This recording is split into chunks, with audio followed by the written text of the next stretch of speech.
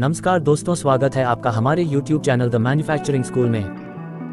आज का हमारा टॉपिक 3R है, तो चलिए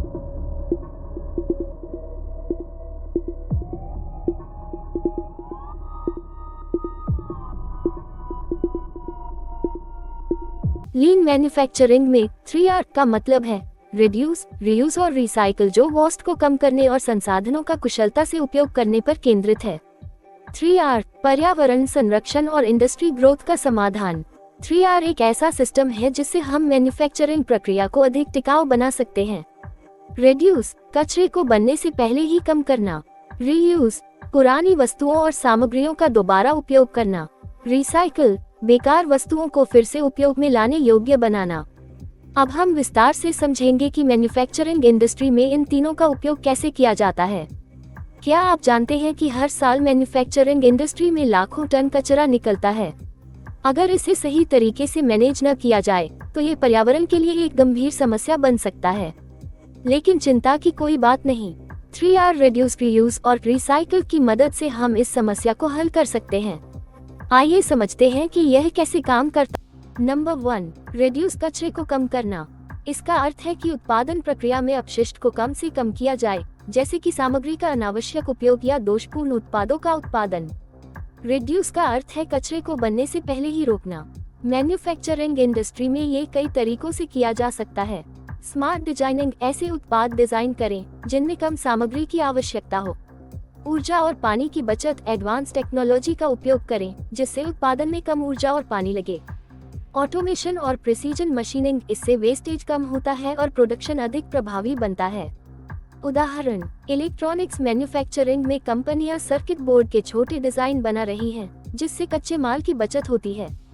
रिड्यूस का अर्थ है उत्पादन प्रक्रिया में ऐसे तरीके अपनाना जिससे कचरे की मात्रा कम हो।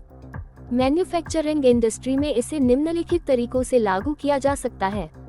स्मार्ट मटेरियल सिलेक्शन, हल्की, मजबूत और रिसाइकल होने वाली सामग्रियों का चयन करना। प्रोसेस ऑप्टिमाइजेशन, एडवांस टेक्नोलॉजी जैसे CNC मशीनिंग, 3D प्रिंटिंग और लेजर कटिंग से कचरे को कम किया जा सकता है। एनर्जी और वाटर सेविंग, आधुनिक मशीनों में सेंसर और ऑटोमेशन का उपयोग कर ऊर्जा और पानी की खपत कम की जा सकती है। उदाहरण, फूड मैन्युफैक्चरिंग, नेस्ले और यूनिलीवर उत्पादन में पानी की खपत को 30% तक कम करने की तकनीकों का उपयोग कर रही है। नंबर 2, रीयूज, सामग्री का पुनः उपयोग। इसका मतलब है कि वेस्ट को दोबारा उपयोग में लाया जाए, जैसे कि इस्तेमाल किए गए कंटेनरों को दोबारा भरने के लिए या अन्य उद्देश्यों के लिए उपयोग करना। रीयूज का अर्थ है किसी सामग्री को फेंकने की बजाय उसे दोबारा उपयोग करना। मैन्युफैक्चरिंग इंडस्ट्री में इसका महत्व बढ़ता जा रहा है। मशीन पार्ट्स और औजारों का पुनः उपयोग, कई कंपनियां पुराने मशीन पार्ट्स को रिपेयर कर फिर से उपयोग कर रही हैं। पैकेजिंग मटेरियल का रीयूज, लकड़ी के बॉक्स, प्लास्टिक कंटेनर और कार्डबोर्ड का दोबारा इस्तेमाल किया जा सकता है। इंडस्ट्रियल वेस्ट का पुनः उपयोग, स्टील इंडस्ट्री में स्क्रैप मटेरियल को दोबारा गलाकर नए उत्पाद बनाए जाते हैं। उदाहरण, फूड मैन्युफैक्चरिंग में बचे हुए खाद्य पदार्थों को पशु चारे या खाद बनाने के लिए उपयोग किया जाता है। नंबर 3, रिसाइकल, बेकार सामग्री को पुनः उपयोग योग्य बनाना। इसका अर्थ है कि अपशिष्ट सामग्री को पुनः संसाधित करके नए उत्पादों में परिवर्तित किया जाए, जैसे कि प्लास्टिक, कागज या धातु को पुनर्चक्रण करना। रिसाइकल का अर्थ है किसी वस्तु को तोड़कर उसे नए रूप में तैयार करना। मैन्युफैक्चरिंग इंडस्ट्री में ये बहुत महत्वपूर्ण है क्योंकि इससे प्राकृतिक संसाधनों की बचत होती है और पर्यावरण पर कम प्रभाव पड़ता है। प्लास्टिक और रबर का रिसाइकल, पुराने प्लास्टिक और रबर को फिर से पिघलाकर नए उत्पाद बनाए जाते हैं। इलेक्ट्रॉनिक वेस्ट का रिसाइकल, पुराने कंप्यूटर, मोबाइल और अन्य उपकरणों से धातु और प्लास्टिक को पुनः प्राप्त किया जाता है। कागज और कार्डबोर्ड का रिसाइकल, पेपर इंडस्ट्री में पुराने कागज को फिर से प्रोसेस कर नए कागज बनाए जाते हैं। उदाहरण, एप्पल और डेल अपने पुराने लैपटॉप और मोबाइल फोन को रिसाइकल कर उनमें से धातु निकालकर नए उत्पाद बनाते हैं। कोका कोला और पेप्सिको ने रिसाइकल प्लास्टिक से बोतलें बनाने का संकल्प लिया है। रिसाइकल का मतलब है कि बेकार वस्तुओं को एक नई उपयोगी वस्तु में बदल देना। मैन्युफैक्चरिंग इंडस्ट्री में ये बहुत महत्वपूर्ण है। मेटल रिसाइकलिंग, पुराने स्क्रैप मेटल से नई धातुएं बनाई जाती हैं। प्लास्टिक रिसाइकलिंग, पुराने प्लास्टिक को पिघलाकर नए उत्पाद बनाए जाते हैं। ई वेस्ट रिसाइकलिंग, पुराने मोबाइल, कंप्यूटर और इलेक्ट्रॉनिक उपकरणों से कीमती धातुएं निकाली जाती हैं। उदाहरण, कोका कोला और पेप्सिको ने 100% रिसाइक्लेबल बोतलें बनाने की योजना बनाई है। सैमसंग और एचपी पुराने ई वेस्ट से धातु और प्लास्टिक निकालकर नए उत्पाद बना रही हैं।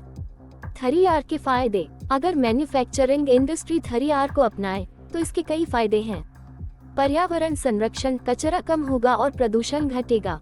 लागत में कमी, कंपनियों को नई सामग्रियां खरीदने में कम खर्च करना पड़ेगा। ऊर्जा बचत, रिसाइक्लिंग और रीयूज से प्राकृतिक संसाधनों की खपत घटेगी। ये तीनों आर लीन मैन्युफैक्चरिंग के सिद्धांतों में से एक हैं, जो उत्पादन प्रक्रिया को कुशल और पर्यावरण के अनुकूल बनाने में मदद करते हैं। अगर मैन्युफैक्चरिंग इंडस्ट्री में 3R का सही से पालन किया जाए तो ये पर्यावरण को बचाने में बहुत मदद कर सकता है। न केवल कचरा कम होगा, बल्कि लागत भी घटेगी और संसाधनों की बचत होगी। तो चलिए आज से ही अपनी इंडस्ट्री में 3R को अपनाएं और एक हरित भविष्य की ओर कदम बढ़ाएं।